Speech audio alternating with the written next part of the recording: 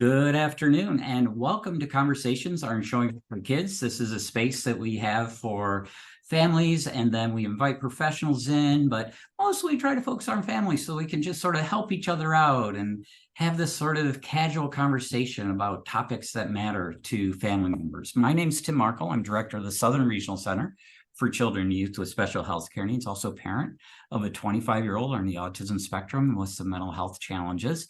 And I have the honor of being host of this wonderful little thing that we have going on called Conversations. And so we're kicking off our fall conversations. We took a couple months off over the summer, so we are so excited to be back. And to start off, I'm really excited that a friend of mine, known her for years, Anna Moffit, is with us today. Anna is a parent, a lived experience parent. She is also now the ombudsperson for the Madison Metropolitan School District. And so really excited to have her on, as I wanted to start the year with talking about how do we communicate with schools? How do families talk to schools? How do schools talk with families? And communication always comes down to relationship. And so I'm really excited to start off with Anna. Number one, Anna, welcome. Do you want to go ahead and just tell us a little bit what an ombudsperson is? Because that's a multi-syllabic word. Thank you, Tim. I agree. When I read the title, I was like, oh my goodness, what am I getting myself into? So instead of using that, because I can barely pronounce that title, I just like to tell people I'm like a family liaison for the Madison Metropolitan School District, or just a family support person. And so this is a new role for the school district, just been there for about 1.5 years. And my job as the family ombudsperson is to really help our families that have children that have IEPs or 504 plans get the support they need, especially if they're having challenges at school and in the community. So I really work one-on-one with families to find out what are some of their unmet needs, what are some of their challenges they might be experiencing.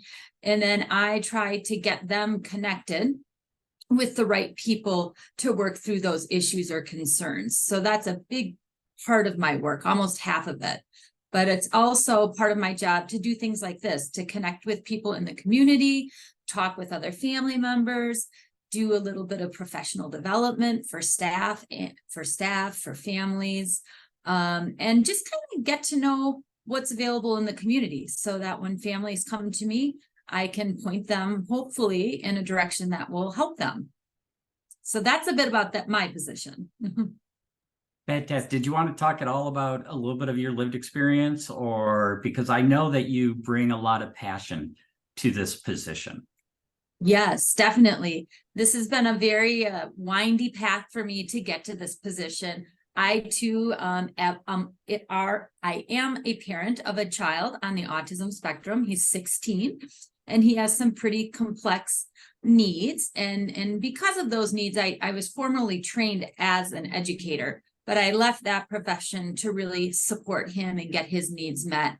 And through that work, I learned how complicated everything is, whether we're talking about the medical system, the social services system, the education system, and then you wrap it all up and it's even more complex. And so once I saw that and started getting my bearings, I thought, boy, I could really help other families that are new to this journey and experience. And so I worked for several years as a parent and peer specialist with Wisconsin Family Ties.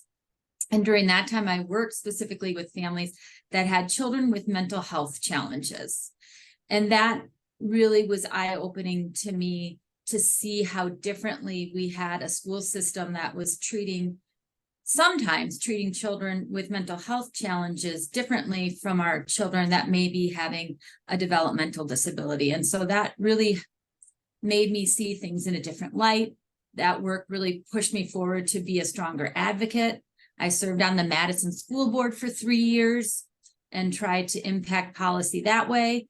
And then that really led me to be the executive director of Miami-Dade County. And then I ended up here as the family ombudsperson. So All Oh, different things.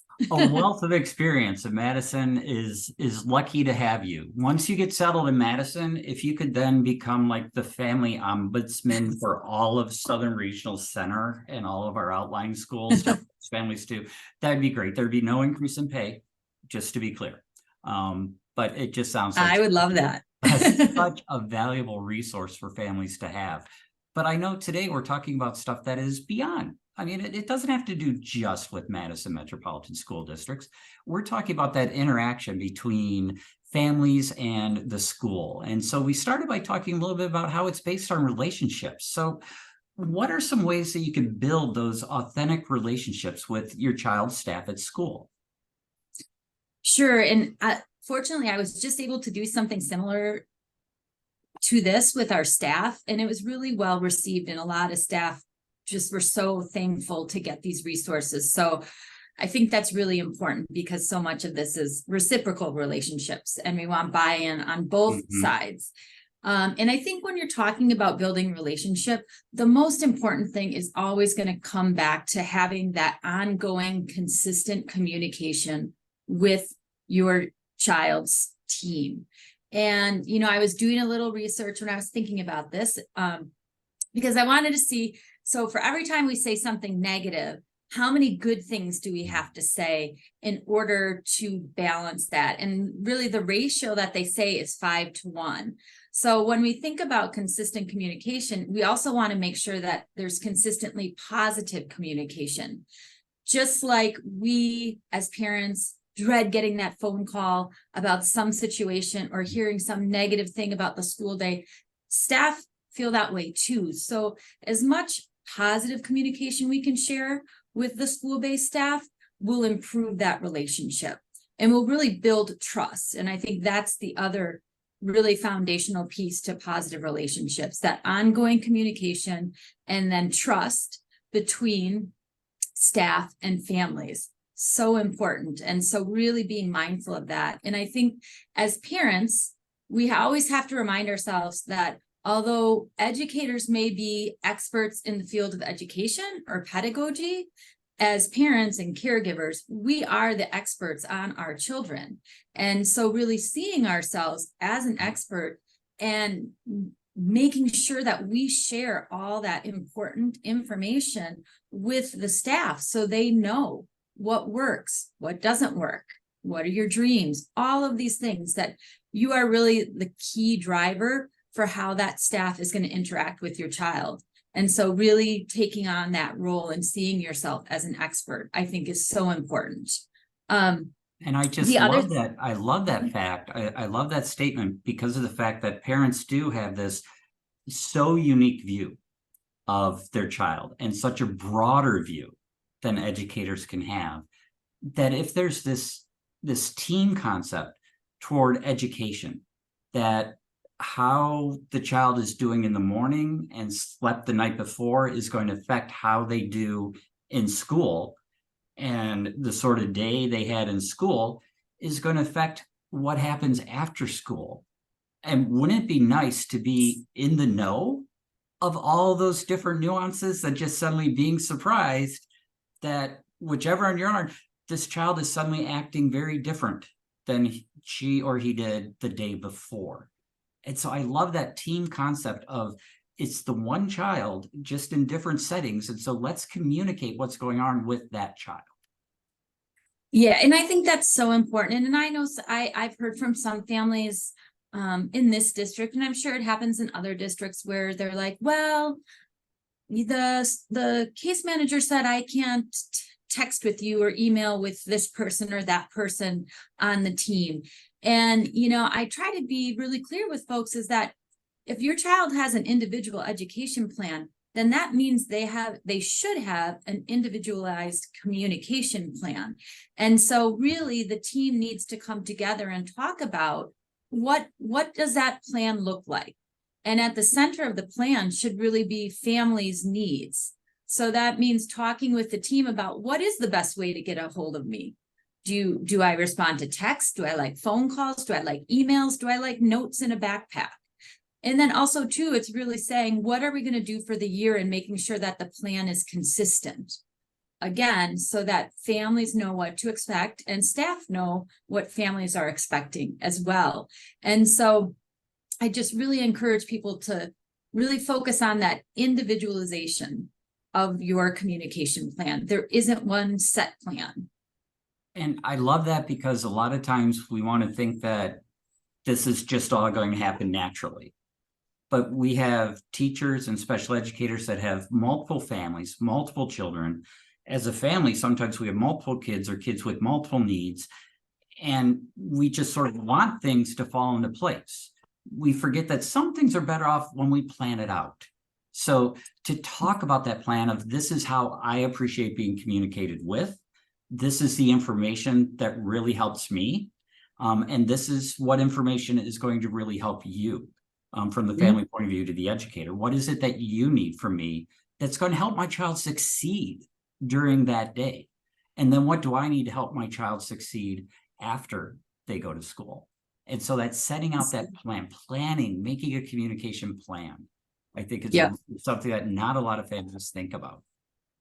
And once you have that plan, I also think it's important for families to get that in the child's IEP. You want that in that document so that it's there and it's concrete. And so everybody knows the plan. So I always encourage people, make it part of your child's IEP. This is what the communication plan is going to look like. I love that too, because then you have a way to go back and revisit it and say, this isn't working. What else can we try? Let's try this next, so that it's not an all or nothing.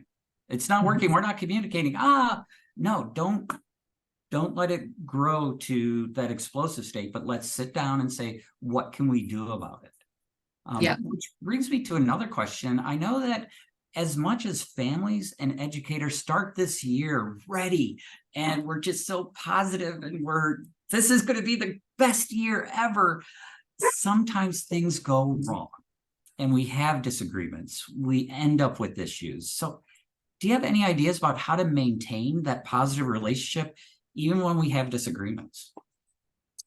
I think the most important thing, and I shared a really nice video of a parent talking about a situation like this, that the most important thing is to build that relationship early on, before the start of the school year. Start getting to know the staff, have the staff get to know your family, so that you can build a trusting relationship, because that's going to be key to any time that there's a disagreement. So really focus on that relationship building. I think some things that you want to try to do is, if there is conflict, I think it's also important to note that conflict isn't necessarily a bad thing, right? We grow through conflict. That's really an opportunity to say, okay, this isn't working yet, but how can we come together as a team and sort through this and problem solve? And so I always discourage families, if they're upset about something, don't just keep it, right? And sit on it. Really bring it forward to the team and say, this is on my mind. How can we work together to fix this situation? And I think it's important too, for families, that when there is conflict, to pause, be empathetic. I really discourage folks from going on to social media things and putting information out, because that really can be harmful to relationships that you might have with school staff. So I like to have families have someone kind of like a texting friend, so that I call it vexting, right? That's where you just vent all of the things you have to somebody, but it stays there and you can problem solve, and then you'll be more prepared to go back and have that conversation. But putting it out there right away via email or posting something on Facebook can really do more harm than good to your relationship. And so just being mindful of that. I think another thing I would say for families is to really take the time to know what the structure is in your school district if you have issues or concerns. Because sometimes what I see families do is that they're really going to the wrong person to get concerns resolved. That's not their role. I can think of some folks who may email the entire school board. That's certainly within your rights as a parent, but those probably aren't the folks that are going to be able to resolve the conflicts in very small situations. But most of the time, start at your school, start with your case manager, get to know the principal. Those are the folks. So really trying to like be local about things and thoughtful. And I also have talked to parents where they found it useful that they at least find one person in that school who they are able to ask like those school questions about, like, who do I talk to about this? Where do I go for this? Somebody that they trust and that isn't going to then talk about them in the lunchroom. Well, did you know what Mrs. Smith then said to me? And she wants to no, but someone that will help guide the parent through the system, because each school is different. It's going to be set up a little different way. And so to have that trusted contact who can help you understand the system that you're going into, the schools that you're going into, could also be very valuable. Find that champion on the level. They may not be able to solve all your problems, but they can at least direct you to the right person. Yes. And like you said, every school is going to be different. And so again, I always encourage people to be proactive. And even if you don't have any concerns at this time and everything's going great, use that as a time to be proactive. Get to know who are the people who could help you if something comes up. Who are your contact people within the school who you can go to. I just think really being proactive always helps rather than waiting until there's a situation that arises, because then not only do you have the situation, but you're kind of shifting into that emotional thinking brain and not always the problem solving side of your brain. Yeah, I really like that point as well. And it makes me think about, the fact that as parents, it's not like school educators don't have emotions, but man, my emotions around my kid can be really strong and really fierce. And so I know sometimes, I love your use of the word pause earlier, that sometimes I need to pause before I move forward. It's not that I'm not going to take action, but I just need to regroup and make sure that I know what it is that I'm asking for and what it is that I'm upset about. On the other hand, we have these educators that have been trained. This is their job. Hopefully they have supports at school to do their job. So what are some ideas or strategies that you might suggest for then the school staff to be able to build these positive relationships with these families that are entrusting their kids to them?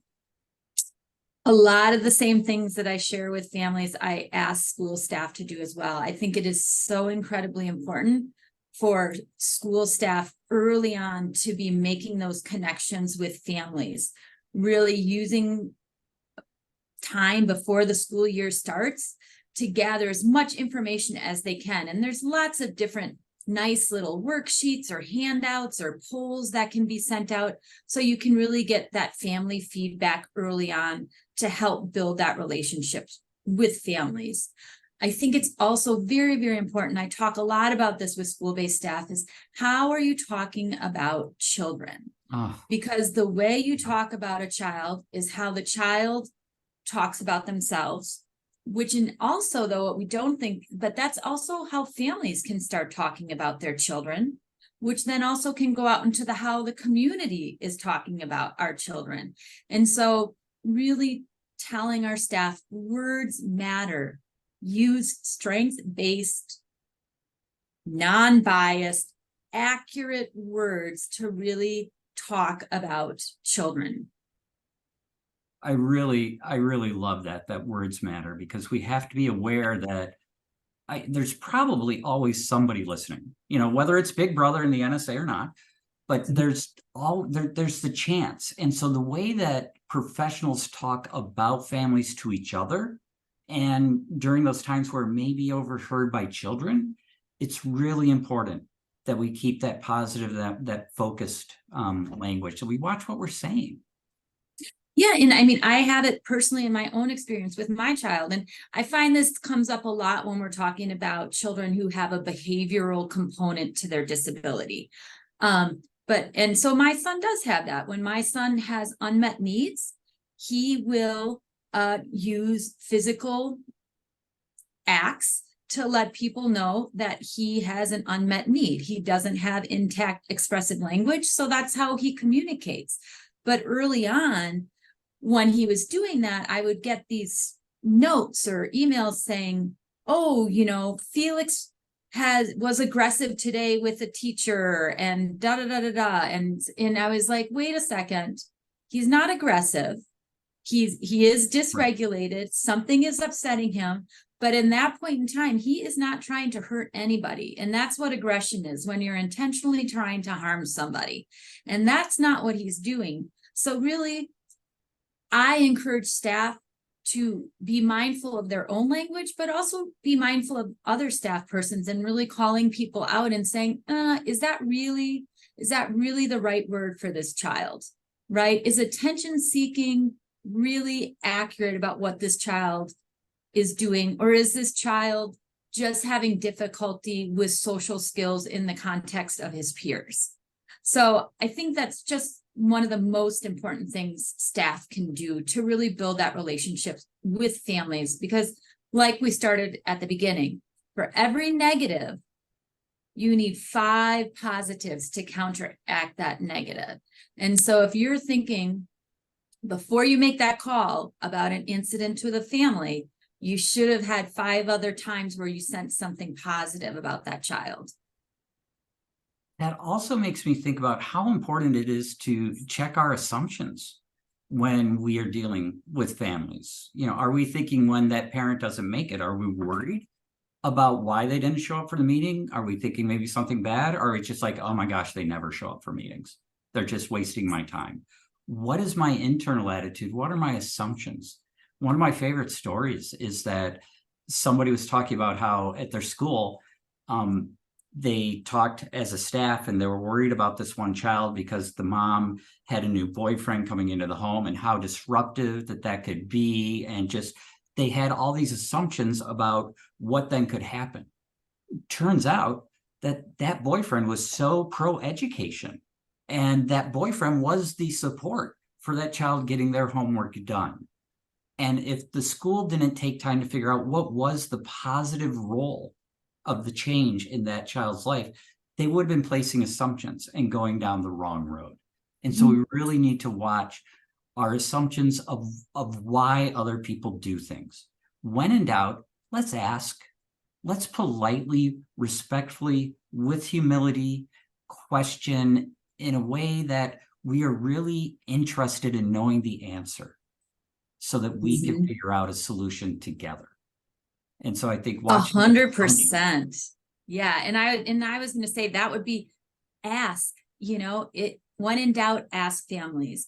And, I know there's that saying that no news is good news. I really don't believe in that. I believe if you're not getting any news, that means you need to be checking in more frequently, because that means somebody could be overwhelmed. There could be a situation going on. So I just really think having that continual communication, asking, clarifying, not making assumptions is so important for school staff to be doing throughout the year. Well, Anna, I know so far we've talked about building those authentic relationships with the school staff. We've talked a little bit about what can you do when things go a little bit south. We've talked about how the school can reach out and be the mover to form those positive relationships as well. I also know that we have a number of people that have joined the conversation today. And so I want to make sure that you all are invited to feel free to unmute. I will notice that and I can call on you. You can also put any questions or comments in the chat. And we'd really like to hear, what other suggestions do you have about building those positive relationships? If you're a family member, building those positive relationships with school staff, what's worked? If you're a school staff, what have you done to reach out to bring families in to form that relationship? And what have you done when maybe things have gone south? Or just how do you build these relationships? And so we would love to hear from the people that are on the call today. And again, you can also put it into the chat. But Anna, I think you also had one other topic that you wanted to touch on. So if you wanted to go ahead and touch on that as people are formulating their questions, that'd be great.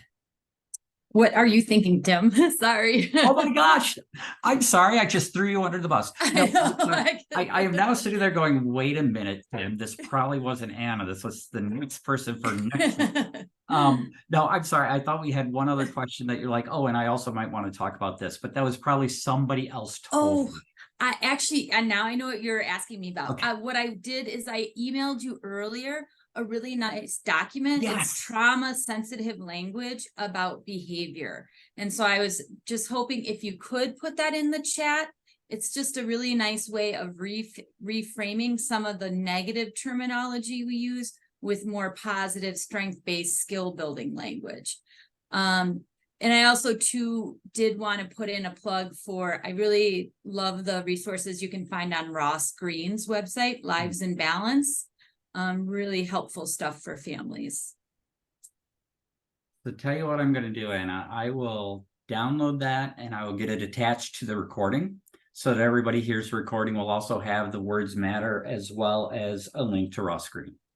Because that would be wonderful. This stuff is fantastic. So we'll link that out when we post the words as well. So we do have a comment in chat thanking you for differentiating between aggression and dysregulation. Oh my gosh, excellent reminder for how we discuss these things.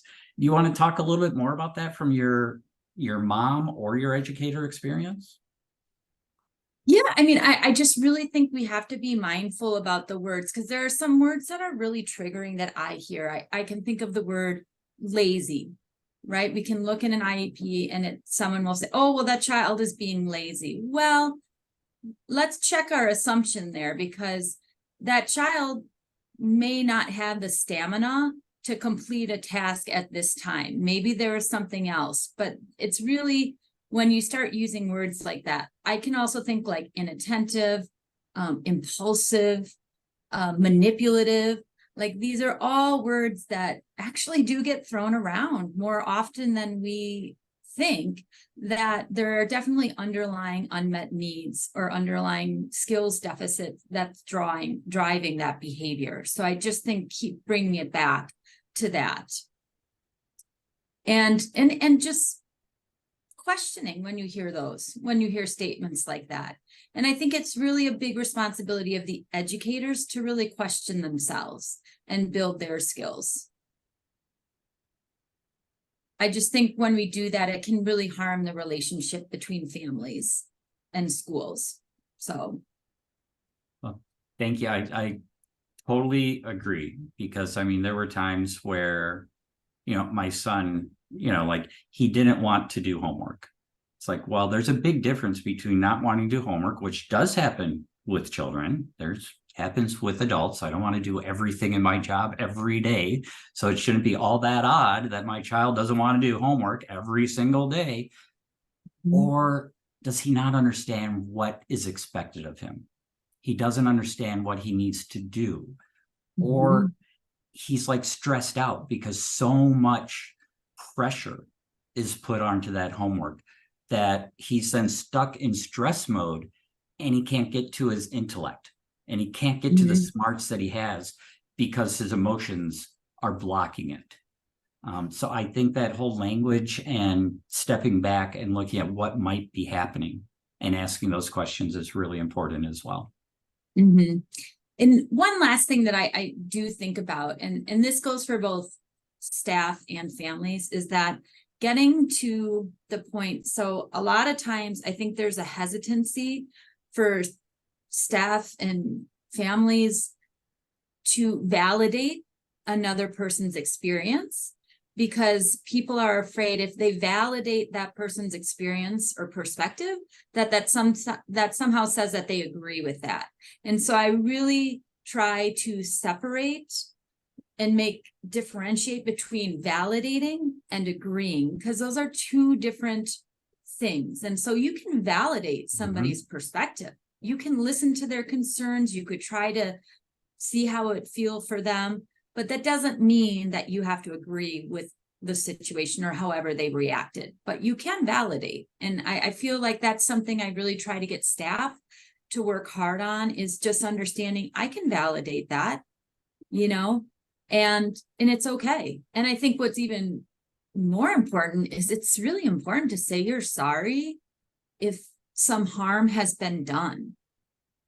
And we're Yes. all humans. We make mistakes, and it's okay if a mistake was made, if somebody just says, I'm sorry that happened. I'm sorry we did that. How can I move forward with you and your family and your child? And I like that sense of humility, and that goes along for the families as well, is being able to sit there and go, you know what?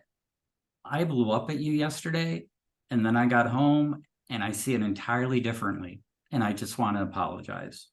I still want you to teach my kid, and I still want you to keep my kid with respect, but I behaved poorly. And educators can say that, parents can say that. We all have our bad days. We all have our bad moments. And so being able to own that brings, again, that's part of relationship building, is deciding that I am not always going to be right, but also refusing to believe that I'm always wrong just because I'm the educator or just because I'm the parent. No. Right. That team, we have to talk together as that team around that child, and we can find the best answers when we talk together. Yes. Yep. 100%. And that's where we started today. It's really building that trusting relationship with the family. And that is going to be based on good communication, empathy, right? And humility. Absolutely. So any other questions, comments from people that are tuning in right now? I don't know what to call it. I don't know what this thing is. So, y'all just I apologize for my language. I just you're tuning in, you're listening, hopefully you're contributing. Would love to hear. I know that we have some experienced folks out there. Would love to hear any ideas or suggestions that y'all might have as well when it comes to building relationships and communicating educators and parents. Or other resources that might be out there would also be great. I would love to know those that I can connect to people as well. Rose, go ahead, please. One thing I always tell parents is that when they say I'm not good at this or I don't know what to say or ask, I always tell parents that just to be very real and honest with them. It's okay to be vulnerable. It's okay to say I've never done this before. It's okay to say I don't know what to ask, or can you tell me what's available because I've never done this before. Sometimes just saying those things helps give the IEP team an idea of, the level of where they're at. A lot of times when individuals like myself come in and support a parent, we're in the thick of it, of the conflict or trying to build that relationship or repair the relationship. And so there's not a lot of time to go through like all the individual terminology that goes along with the IEP that causes confusion and elevation of anxiety. And so sometimes just coming out and just putting it out there gets everyone on the same page of like, okay, we may need to take a step back, not just spell out the acronyms, but spell out the IEP. Oh my God, I love that, Rose. And it makes me think of what a difference in a conversation we can if we ask questions that encourage people to contribute their expertise. If we sat there and humbly say, I don't understand all about this. Could you explain that to me another way? And that's on both sides. That's the school can be making those sort of questions to the parents of, we really want to understand more. And I know you've been with this child their entire life, usually. Can you help me understand? Can you help explain it more? And then if it's a question about, this phonics stuff, if phonics is still a thing, I have no idea. I don't really understand this phonics thing. Can you help me, pull out people's expertise and let them feel like the expert every so often, and you'll make a good friend. Yeah. Thanks for sharing that, Rose. It's so important. I think, especially for educators, and when you're in that educational soup. You forget that not everybody else is in that. And so stuff, you just always have to be mindful and checking yourself, checking in with families, asking for clarification, seeing if they're understanding what's being shared, right? And I think doing that in a way that still honors the family and respects the family, but really, making sure folks understand what's going on and not being afraid to just say, are you okay with this? Are you understanding what we're discussing here? And having that. And again, I think that's, trying to get that trusting relationship with the family so that you feel like you can ask those questions, especially in times when there's challenges. Yes. And I think that goes back to what you were saying before, Anna, is that relationship is built early on, because it's not when things are going great that we need the strong relationship. It's when things take a turn, and our lives will take turns.